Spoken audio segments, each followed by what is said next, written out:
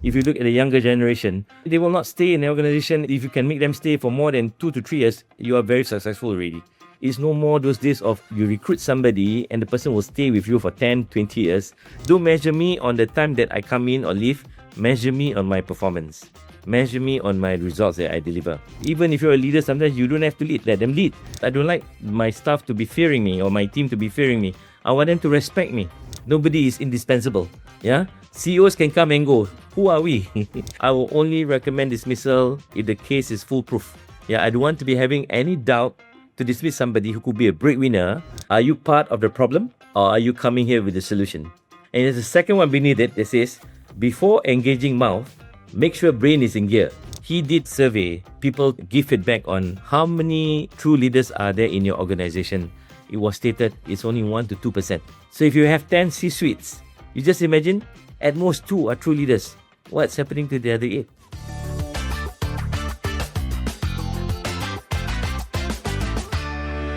Welcome to With Brio, the HR podcast. Today's guest, Mohamed Parrish Ersal, has more than 30 years of experience across manufacturing, financial services, investment holding, property management, aviation, and national human capital development, from Nestlé and BASF to Allianz Malaysia, Prudential, Sapura, Agrobank, Global Turbine Asia, and now HRD Corp.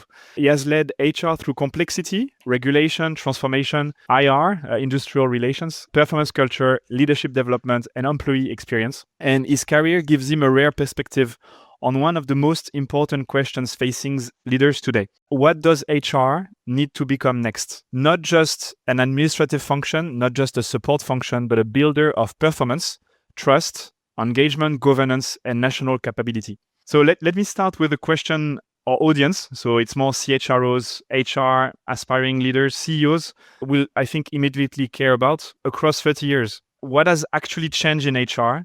And what still has not changed enough in your opinion? That's a very wide overview question because based on my experience, Mary, for about 34 years in HR.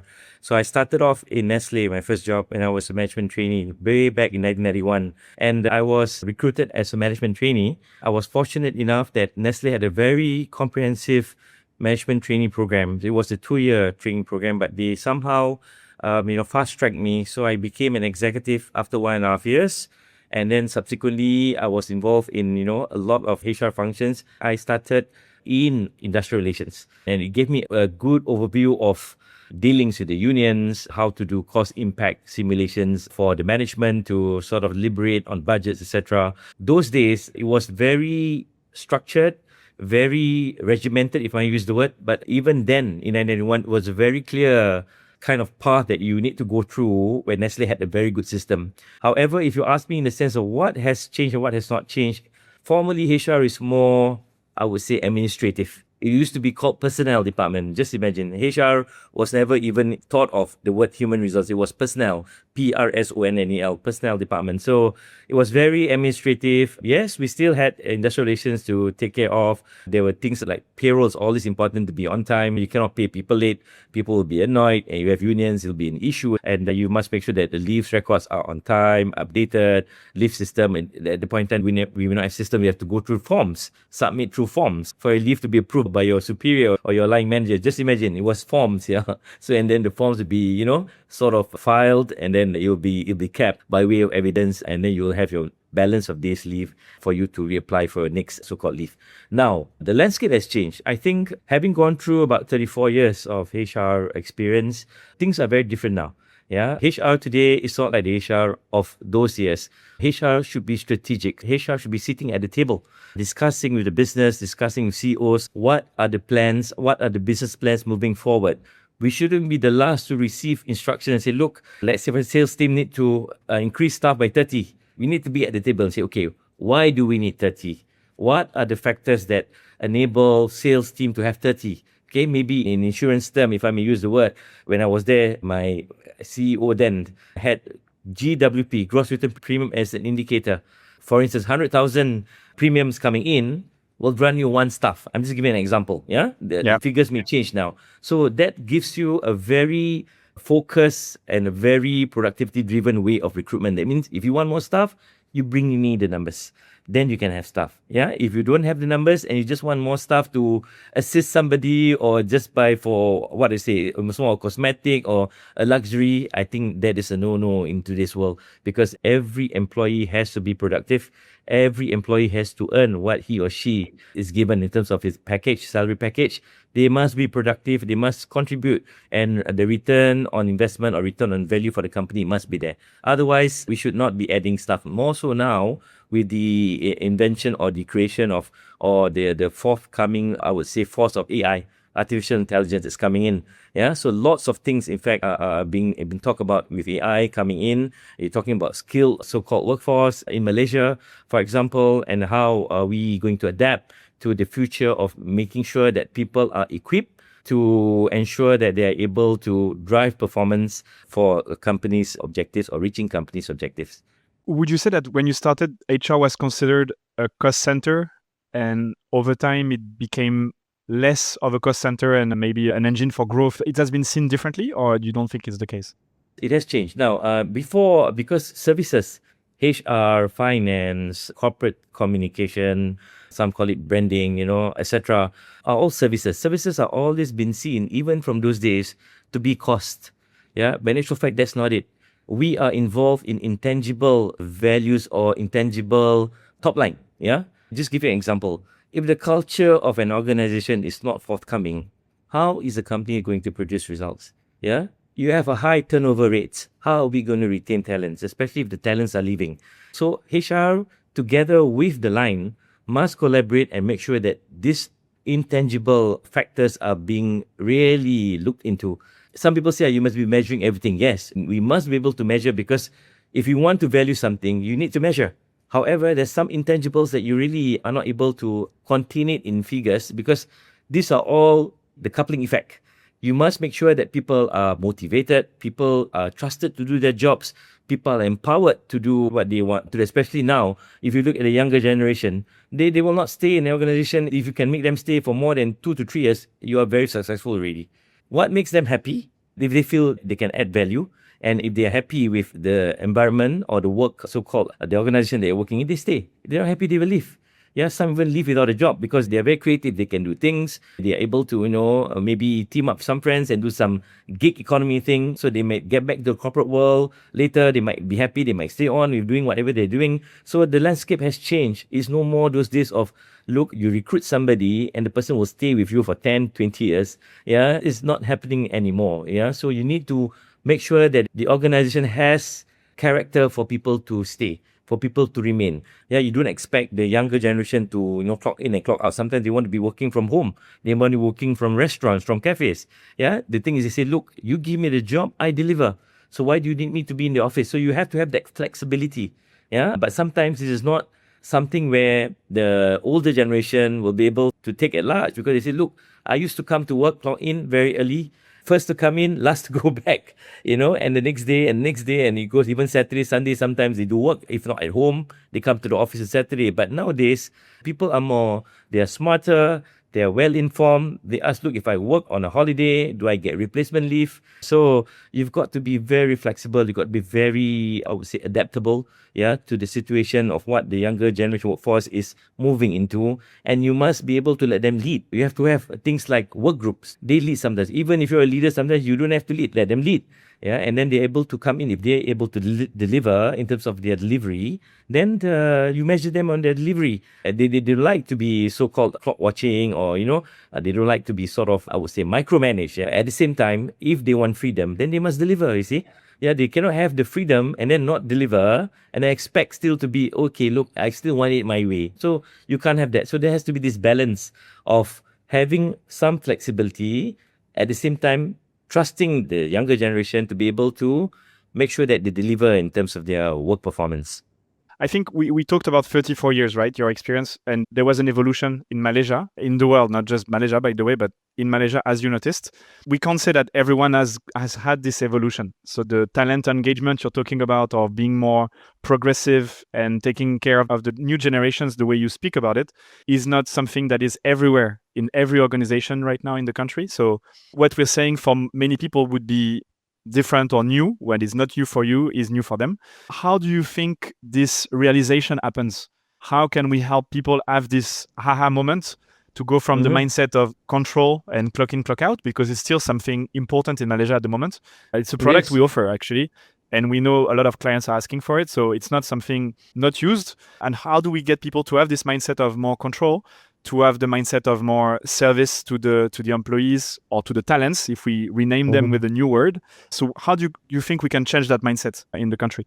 I think any change is gradual. Yeah. If you look at the people at my generation, the leaders of my generation, yeah, I belong to the X so-called generation. Yeah. Yeah. So what happens is we didn't have this luxury or flexibility when we were working. We need to be coming in on time. We need to make sure that our lunch hour is respected 1 hour. Yeah. And then we go back. The lease is, let's say, at 5 or 5:30. If you go back anytime earlier or even on time, sometimes people will let you as though that you have not enough work to do. Yeah, so people stay back. Yeah, in Malaysia, if you long enough here, Maddie, yeah, most of us stay back. And because the day will be, occupied with meetings, with discussions. So you need to, like, when I was with one of the companies I was working with, I only get back to my office at about nearly 5. And that's when I need to go through my emails, about 100 emails per day. So what do I do? What choice do I have? I have to stay back. Do you think I like it? Of course. I want to go home, yeah, but I can't because I have a job. It's my responsibility, and my turnaround time for anything that comes into my office is 24 hours. Meaning, if you send it today, my staff will get it by tomorrow at the latest, so they can then do their work. They can, proceed. Because if I do not approve it or do not endorse it, it'll be stuck at their side, and there'll be delays, and delays will have cascading effects. So what happens is that was then.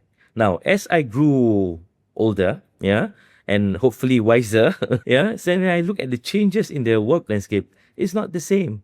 Yeah, I cannot expect people to be doing what I used to do and then say, oh, this is what I used to do, you must do the same. Cannot. So we must adapt.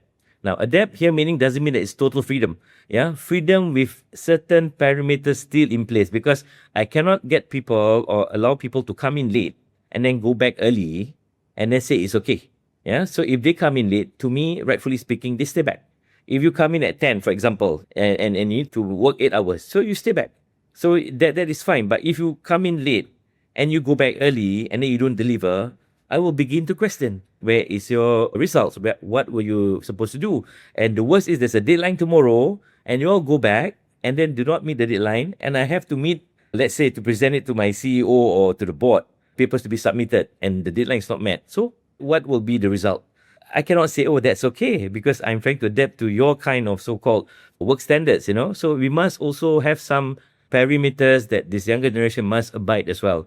And in no way we're saying that, look, you can have your freedom, but with certain guiding parameters, because in the end, we are all being measured on what we deliver. At the same time, Maddie, I cannot also be saying okay to people who come in every day on time and go back late and not deliver. You see where I'm coming from? Yeah, and they will be working, but they're not delivering in terms of their, submission of papers, in terms of their so-called work recommendation or even proposals that we need. There's a saying that says, look, don't measure me on the time that I come in or leave. Measure me on my performance. Measure me on my results that I deliver. Yeah, that is okay, but there's still some guiding parameters, because there's no organization that I know until today that gives you total freedom. Because if that is what you have, then you got to be working on your own. Yeah, you got to be having your own organization where you can come in anytime you want. You can leave early, because we have, like here in HRD Corp, I have 750 odd people. So if there's any particular individual or certain groups that has got special treatment, I've got to make sure that it is consistent. Yeah, I cannot say, okay, it's okay for this group, but not okay for you all. And they will look at me and say, and then where is the consistency? Where is the part where we talk about, direction, we talk about oneness, we talk about driving the culture in terms of, respect, etc., etc. So you need to really balance it out. You need to really have a way of balancing it. And you got to communicate a lot to this young team and mention to them and try to get them to understand, if one day they are a manager or they are a leader, they might be doing similar, if not the same. I want to borrow a quote from Anthony Robbins. He said this: the quality of your life is the quality of your communication. So that's very important. So you got to communicate and make sure that you know what you are trying to, when you lead, what your expectations are. Clarity is important. You can welcome feedback. You can welcome constructive criticism, not destructive criticism. So you are able to see, okay, where can we sort of manage it? Where is the line drawn? How do we sort of manage certain so-called very talented people? They're so talented, they're niche. Maybe we have to have a different way of treating or giving them the pathway to work in the organization. Because if you lose them, then it's going to be difficult to replace. I'm not saying you cannot, and nobody is indispensable. Yeah, CEOs can come and go. Who are we? Yeah, so we're all the same as long as you're working, so you can be replaced, and someone else just take over your job, and the company carries on. The company will not stop because of you. Was there a change in your way of being from the early management trainee you talked about to today, where you're always having the same level of freedom, of acceptance of freedom? Because if you take a culture that is more structured and you say clock in, clock out was very important back in the day, if it's no longer that important for you and performance is more important, when did that mindset change happen for you personally? I think through the years, when I first started, it was already a serious matter in terms of clocking in and clocking out. There are two reasons for this. One is, of course, in terms of ensuring that you are present at work.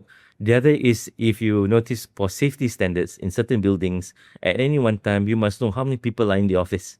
Should there be a fire or should there be any catastrophe and all that, and we're being questioned by a bomber, by the fire brigade, or by the police force, we need to know how many people are in the office at any one time. These are all safety standards that we need to comply, and I think it's very important, because otherwise we will not know. A person might not clock in, and then we don't have data of the person, where he or she is. Then the families may be asking if something happened to the person.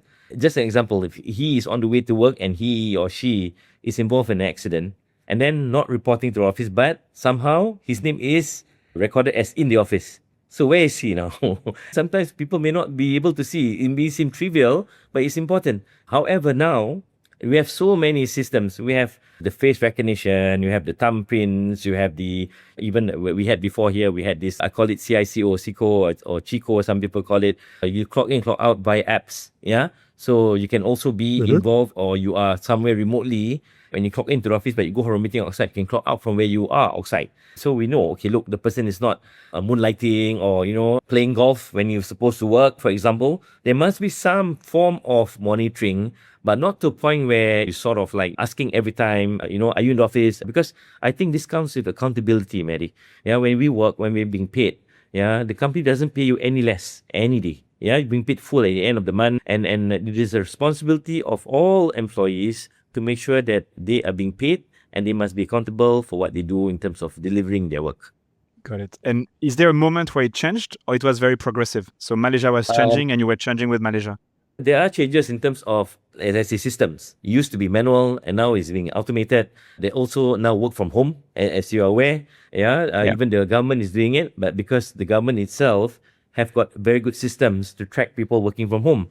Now, some companies may want to do it, but they don't have that access into tracking how people are working from home. And this will become an issue, because when they're supposed to be reporting, when the superiors asking them on work and they're not at home, they are either somewhere else, or, they are away, or they're attending to something else, then where do we draw the line?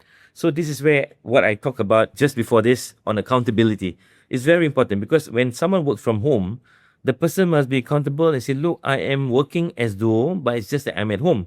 So whatever matters that need to be attended to has to wait until lunch hour, after hours of work. Because otherwise, if we have, let's say, virtual meetings, and someone is working from home and is not around, it's a way, or not logging in, or not getting into participating in the meetings. Now, how do we deal with that? Do we say, oh, it's okay? No, it cannot be. Flexibility has been given. It is accountability of the individual to make sure that they deliver in terms of the time, in terms of when they're needed, in terms of maybe the inputs are required during meetings or during, discussions. Otherwise, what's the point in allowing that flexibility when it's being diluted in terms of delivery or performance? We can't have that. To me, it's a no-no, because if you want to work from home because of traffic jam, or because of something that you felt that is easier, you just don't feel like coming to office, then the person has to be accountable to be really working from home. And some even do not like working from home, because you have your, let's say, your certain of your files, information at the office you need to refer to, you need to make sure that documents are in place. Of course, now you have clouds and all that in terms of having your systems in place. Otherwise, physically, you still have to come to the office. And then what will happen? The CEO comes in and say, look, I want all of you at 4 o'clock today. I want to have a meeting. There's some urgency. And one or two keepers at home, what do? Do they come to the office, or they say, look, never mind. If the CEO is open enough, say, look, we can do it virtually for those working from home, fine.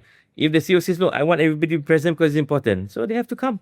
To the dislike of some or many, if there's an instruction, we have to come, you see. And also depends on the CEO. Some CEO they don't mind having virtual meetings with people working from home. Now with all this technology, you can do it, we even interview people virtually, right? Those days we don't. It's all physical, right? You don't have virtual interviews. Nowadays, people on the safe time say, why do I need to go? Especially those in Malaysia, let's say from outstation, from Sabah, Sarawak, Kelantan or Penang or Johor for that matter, to come to KL alone, right? And to me, if it's a first interview, it's not productive. Let it be through virtual. If it's a second interview and it's something to do on shortlisting and the candidate is most likely will be getting a job, you want to see the person. You want to see the candidate in person. There were changes in terms of even recruitment. There are also changes in even, let's say, you talk about now payslips, right? Those days payslips, you were given like an envelope, with the perforated, you tear it open, you open up and you see your basic salary, then your whatever allowances, your deductions and your net pay. Now it's all via systems. You need to plug into the HR systems of the company. Your payslips are all there. You don't get physical payslips anymore. And these are just some examples that I can think of. Even if you talk about, for example, industrial relations. Those days we were very punitive.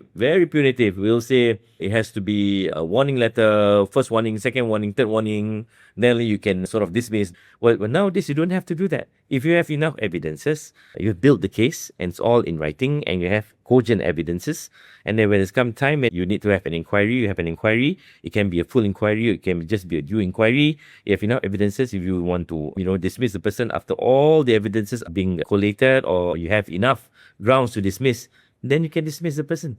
So, but of course, that's not what we want. We HR people, we always seem to be the bad guys, but they do not know sometimes. Like for me, for example, I will only recommend dismissal if the case is foolproof.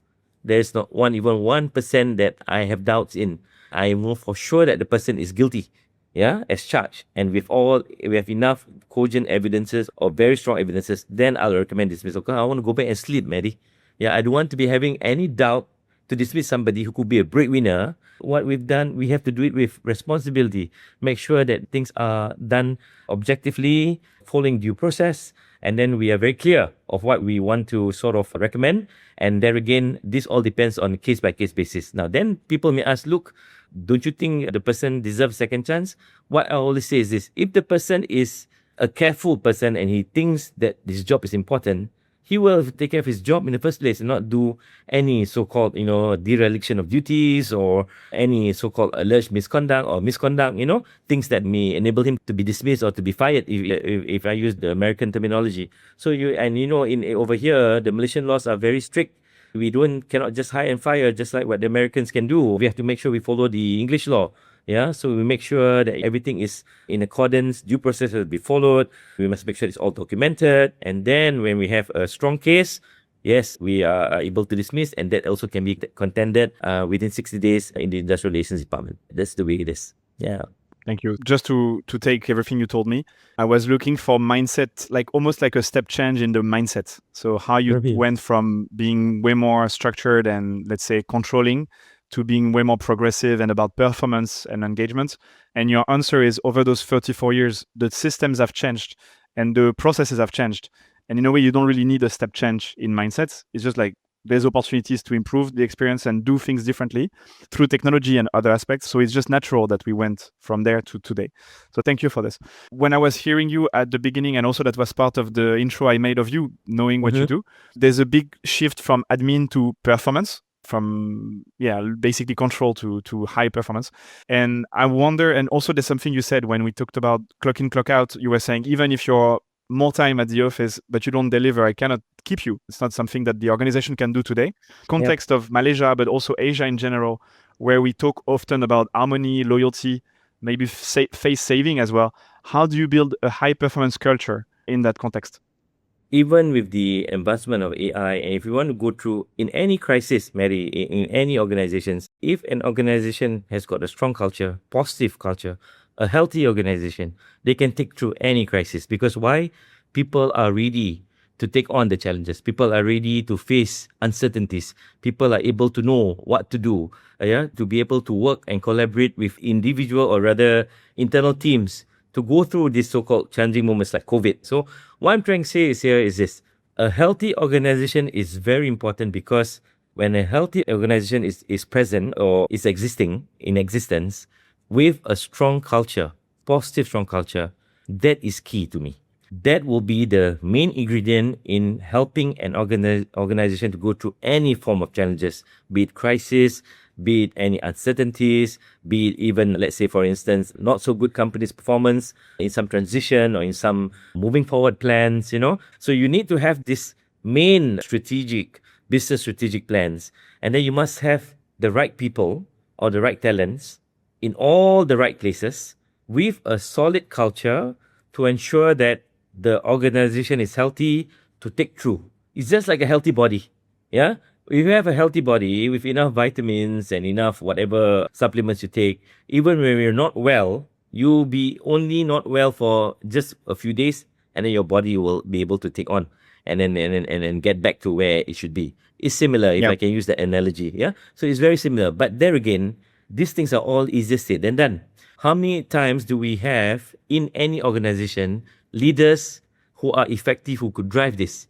Because it's all about leadership, Mary. Yeah, we can talk until the cows come home, but if the leaders are not effective, you cannot blame the downlines because they will be probably led by good leaders. If you have effective leaders leading the team, then you can see the effects. You can see, the positive changes, the positive mindset, what your downlines will do, because I always say this, how would you were to identify a solid organization? This is what I say. When the leaders are not around, things will work the way it should. Because if you just depend on the leaders alone, I don't think it will work. You need to have solid teams. You need to have very capable teams. You need to have motivated individuals to be able to surface and be able to know that they are very important because they have a very important role to play. And if you don't get that into their mindset, and they may say, look, it's not my problem. You are the leader, you solve it. And that's where the whole thing will crumble. Because when the leader is effective, when the leader so-called practice very, I would say, positive leadership values, it will slowly be cascaded down. And your team will be able to have that, I would say, the vibes of that positivity. And then you will know if someone is not in that mode of positivity or be able to work in teams, the person will be left out. So what happens is that has to be coming from a very strong leadership value, very strong leader. Because, if you read, I think the book that's written by Rajiv Peshawari on Too Many Bosses, Too Few Leaders, he did cross-cultural survey when it comes to having people to give feedback on how many true leaders are there in your organization. It was stated it's only 1 to 2%. Just imagine, 1 to 2%. So if you have 10 C-suites, at most 2 are true leaders. What's happening to the other 8? And you expect the organization to flourish, to be able to, hit fantastic targets and all that. There must be some evolution or change in this because leaders, in my opinion, the C-suites, of course, CEO to be the role model, and the C-suites must be having that mindset and say, look, we are all one team. We must be delivering. There's no blaming each other. If there's an issue, it's everybody's problem, everybody's issue. Collaborate, meet, discuss, and come with a solution. I always say that to my team, Mary. When they come to me and they will ask me, and I say, what is your recommendation? What is your solution? And I remember this during my Nestle days. I had a boss whom I respect a lot because he was my first boss and, he sort of mentored me. And each time if I were to enter his room, he's got these 2 placards at his door. It says, one that says, are you part of the problem or are you coming here with the solution? So you just imagine before we enter his room, that's the reminder for us, are you part of the problem? Are you coming here with the solution? And there's a second one beneath it that says, before engaging mouth, make sure brain is in gear. The 2 placards that was on his so-called side wall, each time before anyone was entered to meet him, will be reminded, That is what I in my experience, I've always lived these values and say, look, the people must come to us or to me with solutions. You don't expect the solution to come from me all the time. I will not give it. Although I know I'll just probably save it for a while. And then when they come out and they talk to me and they are proposing a solution, see, they should be thinking. Yeah, especially managers. Yeah, unless they say, look, I've thought about all possible solutions. I really need your guidance. Yes, I'll come and guide them. I won't leave them alone. Yeah, but I don't expect me to guide them and say, look, you should be looking at this and this and this. I don't think they are using their gray matter to its fullest value. I love it. So I was talking about let's say, an ambient culture in Asia. What you say is just build the culture. It starts with the leader. And thank you. How do you make performance expectations clear without creating fear? So what you just expressed, in a way, there's a playfulness in what you do. It seems to be not strict, but it's like you have strong opinions, but Yep. it feels like the container is still kind. Is that the Yeah. recipe? I think compassion is very important in leadership. You have to be compassionate. And at the same time, you need to make sure that by showing compassion, you must not dilute on what needs to be delivered. You have to have a balance of how to ensure that your staff are able to see this when they work with you. They're able to appreciate it and they're able to understand. Look, even when he shows his compassion, delivery must still be there. You got to be inspiring your downline. Yeah, be an inspiration to say that, look, they're able to do it without fear or favor for that matter. Because I think if you were to lead with fear, that is not appropriate, because I don't like my staff to be fearing me or my team to be fearing me. I want them to respect me. See? So when they respect me, they know that it's their accountability to deliver. When they fear me, they do it because they fear they may not be able to, show their full potential. So when you set KPIs, now we're still into KPIs in most organizations. I know things have changed in some parts of the Western world in terms of KPIs, etc. But what I'm saying here in Malaysian context, first is we need to make sure that the business objectives are clear.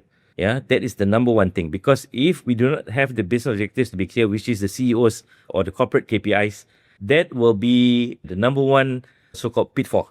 The divisional, or rather the corporate KPIs must be clear.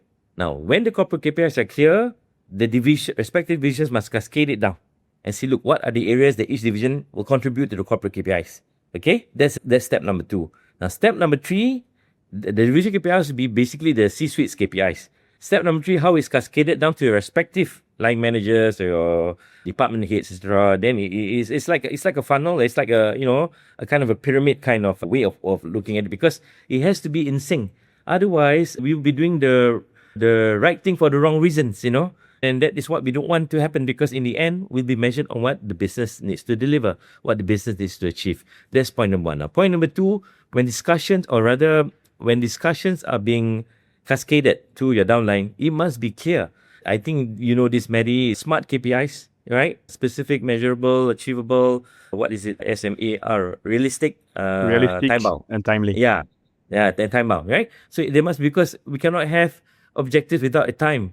And then we'll be shooting on a moving target, Yeah. So when they say, oh, you keep postponing the deadline, then where is it? Yeah. So to me, if you can't meet the deadline, give me what you've done as at today. And what are the issues that you face because you cannot meet the deadline? So if something is beyond your control, or the organizational control, then we may be able to understand. But if something that's not delivered on time because of negligence or because of work that was not forthcoming, then the person must be accountable for it.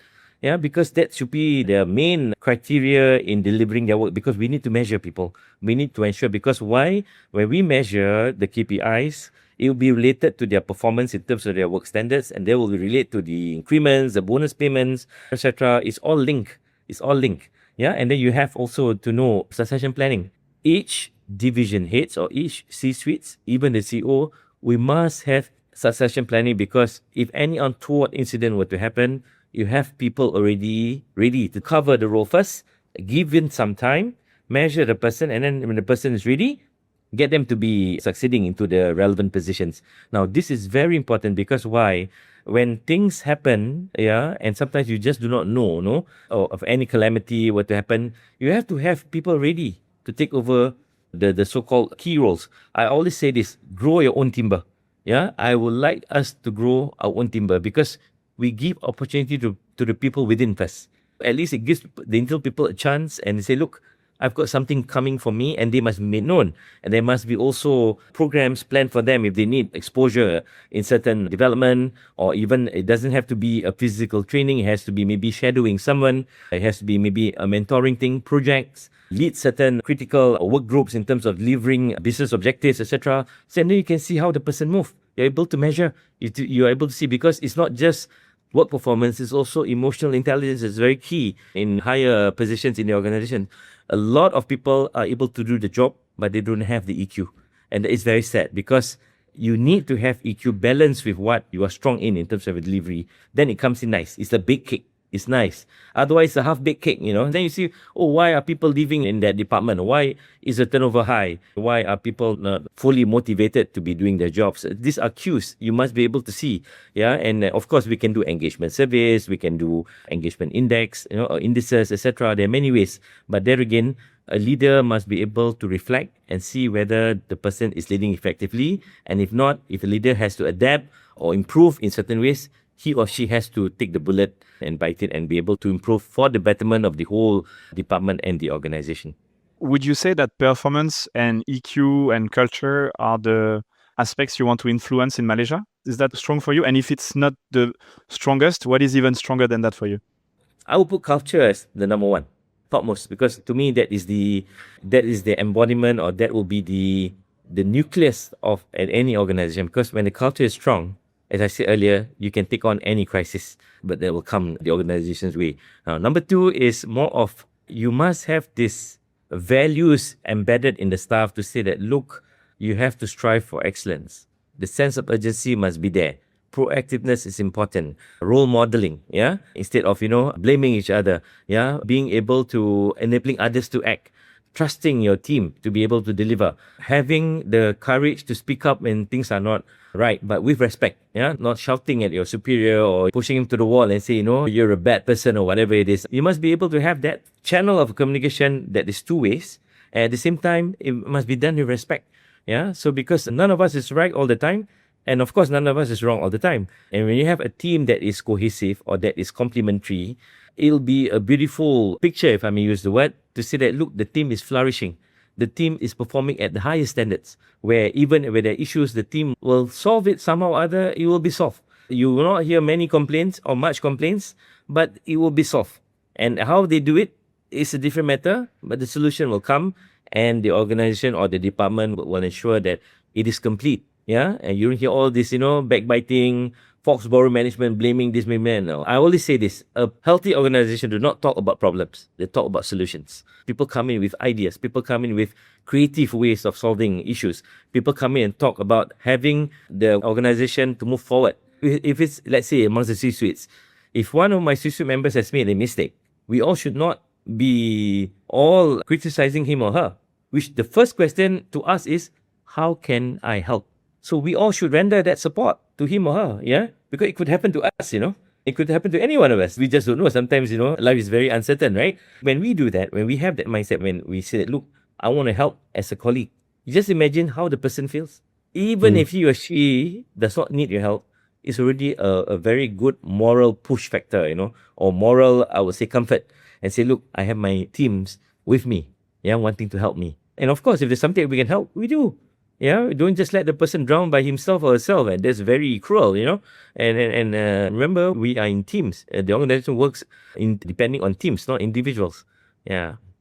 What should every CHRO understand before buying or implementing HR technology? So not talking about AI, but technology in general. What should every CHRO understand before buying or implementing it? The first step that every CHRO or HR director or whatever you call it, head of HR, should think is to have a blueprint of what we already have, what you already have. Look at the systems that you have, what works well, what is not working, augment it. Augment in the way that say, look, where is the area that we need to be better? Where is the area or unit that we need to improve so that our people are able to be value adding in terms of their work time or their productivity, etc., and maybe they can take on other things as well. You cannot do that alone because you need to have discussions with your department heads because they will have people in the teams who know the work processes. Usually, CHROs, we will look at it at a very macro level. So the people within the teams will look at it very process centered, and they know where are the wires that are fixed to each and every so-called element of the work that they're doing. And they are able to tell you, okay, look, we've been doing this for years. Perhaps I would like to suggest a way to improve it, to cut time, to be more efficient, and to be able to, maybe produce useful reports, a dashboard for HR, for a CHRO to view and be able to see, okay, what is working well in segments of HR, what is not working well, what we should look at, or what we can do better. So do not fall into the trap of follow best practices. Because remember, best practices are for companies that are able to afford fantastic systems, the muscle to buy, to purchase. Yeah, they may have the experts also coming in to advise them. Whereas compared to a smaller organization, you may not have that financial muscle to leverage.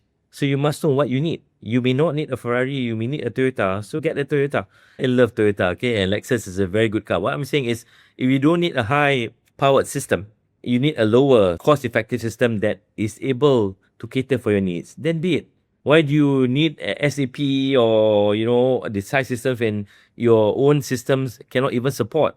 In the end, you're paying so much, but you're only using, let's say, 30-40% of the system.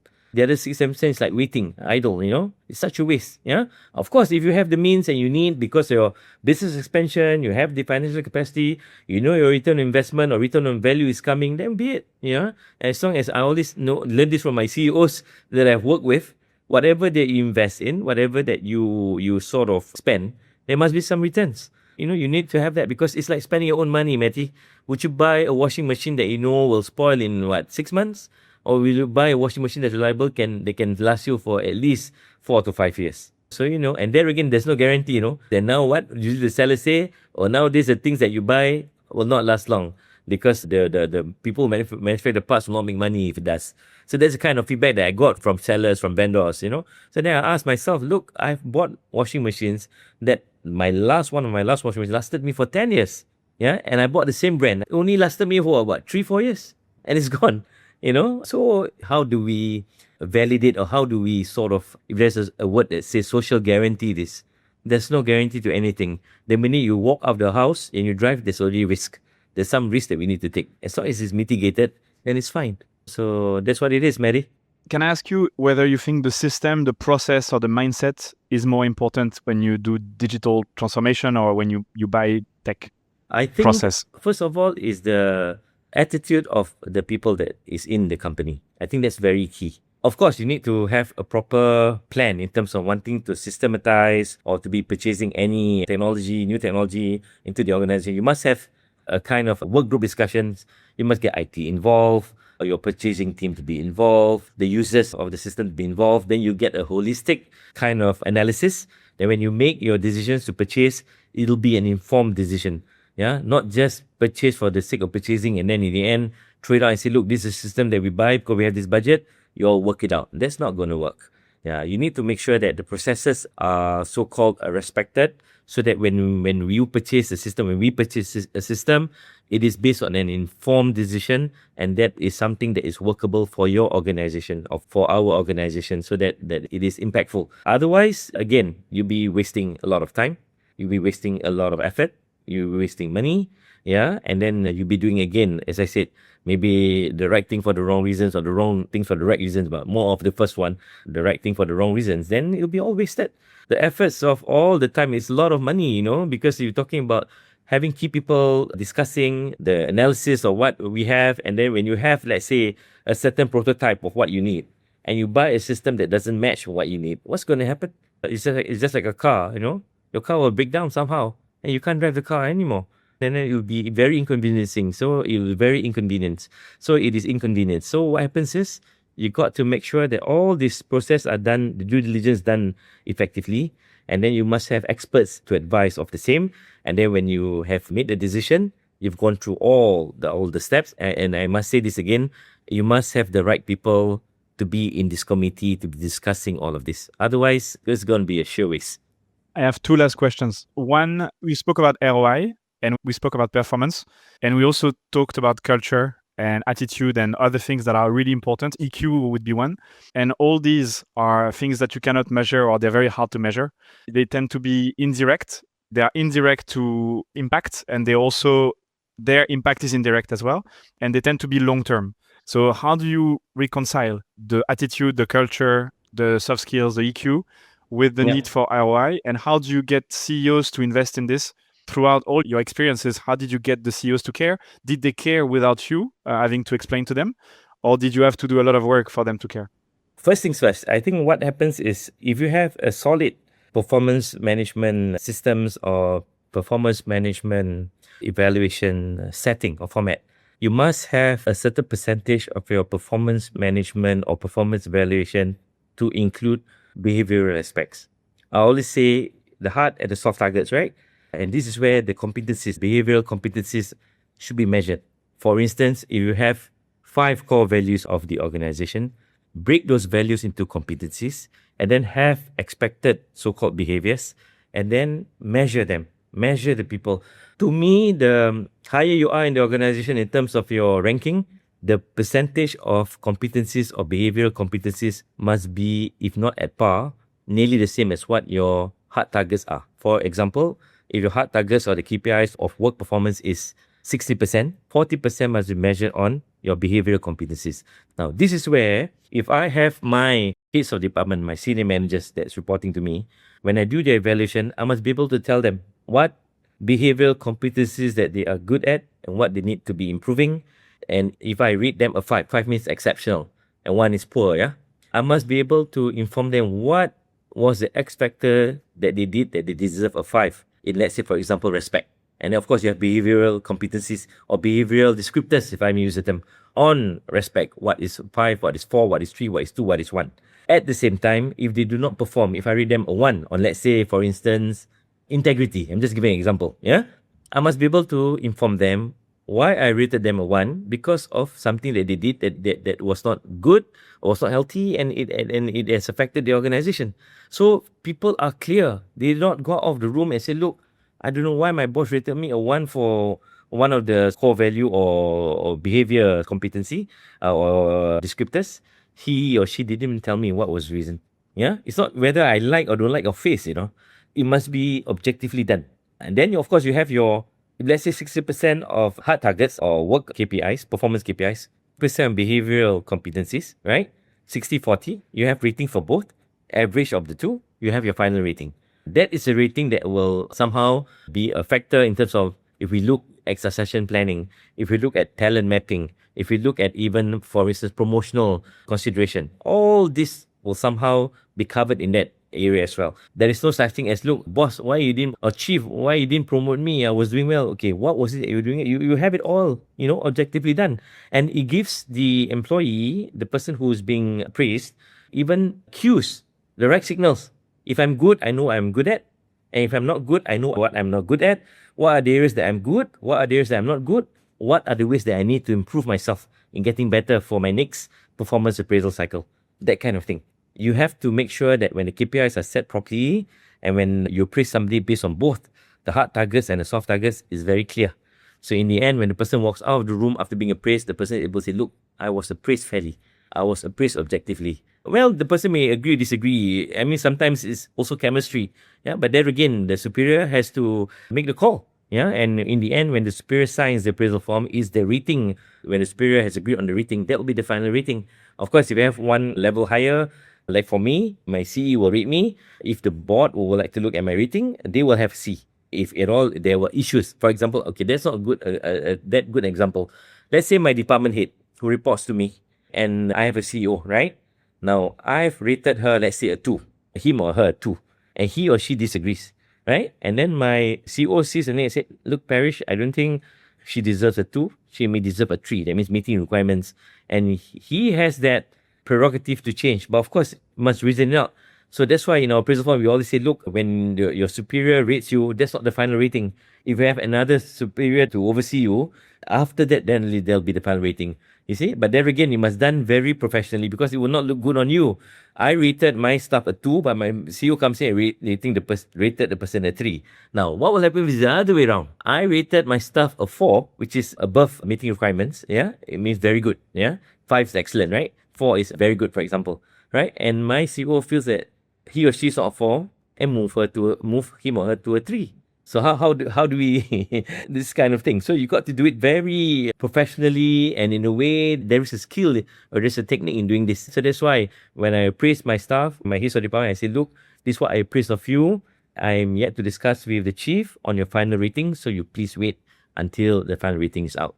So you have to have that balanced approach, and you have to be very mindful of the choice of words you use, because you're talking about senior people here. In my example, of course, it gets through every facet of the organization. You got to have techniques. I'm sure you've heard the sandwich technique, right? When you do appraisals, you always talk about the good thing the person does, then talk about the improvement the person needs, end it with a very positive closure and say, look, I believe if you put in efforts and with the right so-called maybe mentoring or kind of exposure, you'll be able to improve. As I said, the quality of your life is the quality of your communication. It's very important. So, and then if you know you cannot promise anything, don't promise.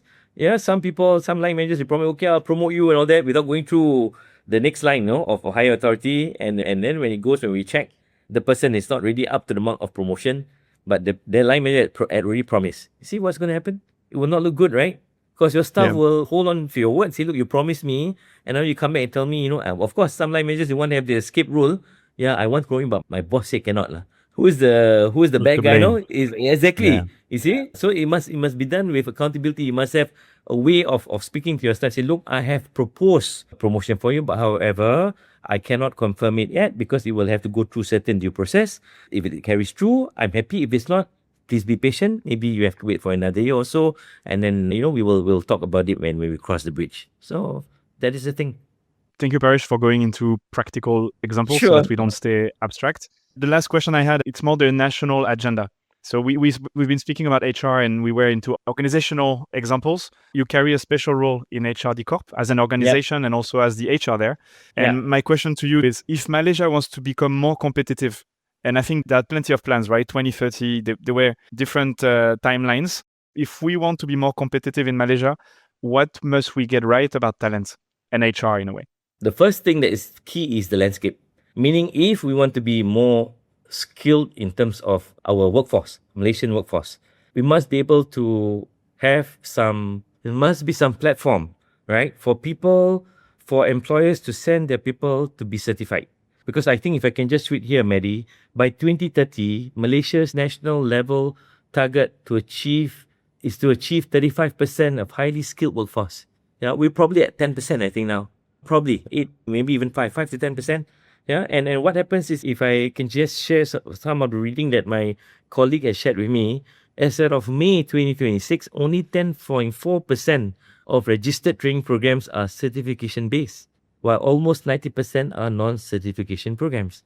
So how do we know that someone is skilled? The person has to be certified, right? How do we know that you're a graduate? You have to have a degree, right? Master's degree, PhD, etc. And for those at work level, they must be certified. So we need to ensure that the people that work in organizations must be able to get certification so that they're able to upscale in terms of their skills. We have to have sound technicians, for example, in our manufacturing sector, that's able to compete with, let's say, companies of Europe or US, the Western world. Why do we need to depend on, let's say, external factors when we can build our own internal competent so-called technicians, if I use the word, and we can export them when we have sufficient skilled or certified technicians. So we become export of talents as well. So that's how Malaysia, if we want to progress further, that's how we need to do. We need to think that way. But of course, it's all easier said than done. It cannot be done by just HRD Corp alone. Employers must have this mindset. We are enablers. We are able to perhaps have some platform or some programs to nurture this, to help. Of course, we need the governments, our Malaysian government, to maybe establish some policy, which they have, to be fair to our Malaysian government, to achieve 35% of highly skilled workforce by 2030. We are 2026 now? 4 years, just 4 years away. Yeah, and that's not far, to be honest, and by the time we reach 2030, some of the things that we use today may be obsolete already.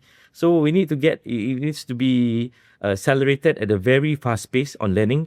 People need to be more certified to be able to achieve this highly skilled workforce.